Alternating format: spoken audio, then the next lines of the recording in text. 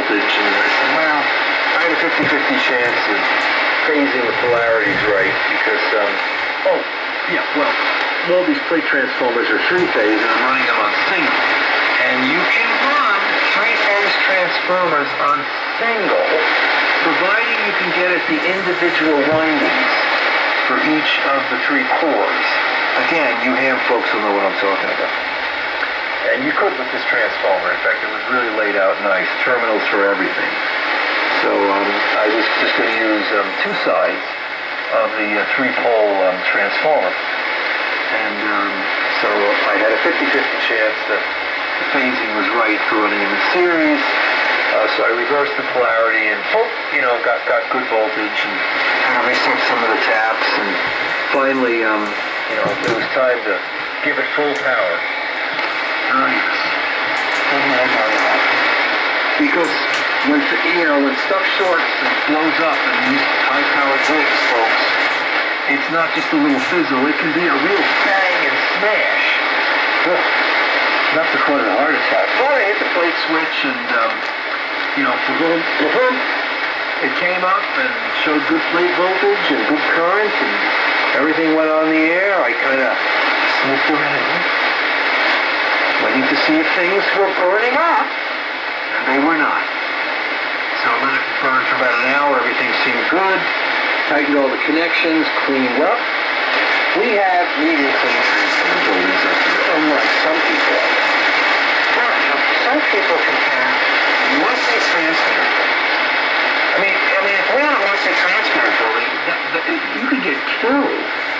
You cannot stumble around when you're dealing with 50,000 watt transmitter. You cannot do that. You can't have stuff and cables. You're trying to troubleshoot this stuff. You don't want to go falling and tripping. Oh, man. Sometimes, folks, I think about, because one of the biggest mistakes that I make, I service this equipment. I'm putting 7,000 volts on the driver section here with this transformer. And I'm doing it alone, which is really a no-no. It's really a taboo. But there's nobody around. Tom sleeps all day and night. And Robert's out haying. And there's just nobody around.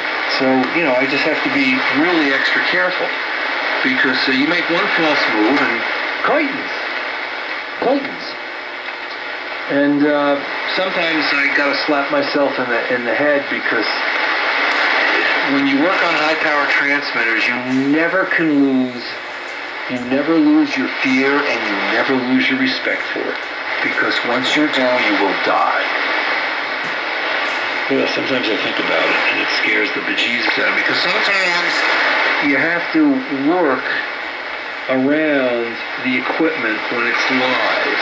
It's not plan A, but like when you're looking for shorten a power transformer, you got to kind of go in the back of it while it's on and take a peek and see if anything is fizzing or frying, and you're looking for arcs and sparks. Oh, many times I've done that, looking for intermittence. You got to open up the doors to the transmitter and open the panels up. You got to turn the transmitter on. You have to walk behind there while it's on, keeping your hands where you know where they are at all times. And you're looking for arcs and sparks and stuff like that. And I've had to do that a number of times. I don't like it, but it's what you do. It's what you got to do to keep this old antique stuff going. It does scare me. Sometimes I wake up in the middle of the night and I'm thinking about a transmitter problem, and I'm saying, gee, Allan, you work on this stuff, and sometimes I don't think you're paying attention enough, and you're taking it for granted. You can't ever do that. You can't ever lose your fear of this high-powered equipment. You can't ever lose it. Obviously you can't be afraid to the point where you can't function. But fear of electricity is a good fear to have. And a healthy respect for it is a very good thing. Because every year we lose. Luckily, the safety rating hasn't been bad year we lose probably a dozen engineers with a transmitter problem. And I'm saying, gee, Allan, you work on this stuff, and sometimes I don't think you're paying attention enough, and you're taking it for granted. You can't ever do that. You can't ever lose your fear of this high-powered equipment. You can't ever lose it. I mean, obviously you can't be afraid to the point where you can't function. But fear of electricity is a good fear to have. And a healthy respect for it is a very good thing. Because every year we lose, luckily the safety rating hasn't been bad, but every year we lose probably a dozen engineers, maybe a half. I think last year was pretty good. I think only 4. But every year, someone in the high-powered business, gets blasted, and it's just not a good thing. And of course, in the electrical industry that happens. But they have a pretty good track record. And we're good at this. We're good at safety and things like that. Like, I was reading some safety statistics earlier this week about the airline industry. And I never realized this. There are over 100,000. Let me say that again. There are over 100,000 airline flights a day around the world. 100,000. The chances of an individual flying worldwide and having an accident is like, it's like the lottery. It's like 1 in hundreds of millions. It is incredibly high. It is the safest form of transportation that human beings have conspired to construct. It is safer than cars.